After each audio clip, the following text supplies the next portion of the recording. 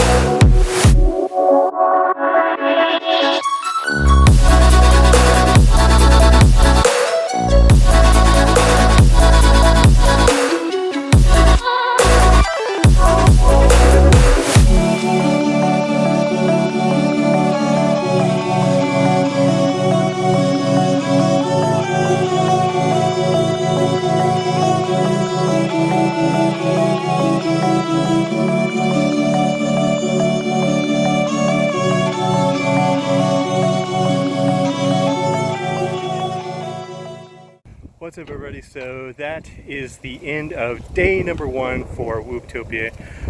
So I didn't make the pro class, but that's okay. I did make the advanced class and I finished 21st place overall.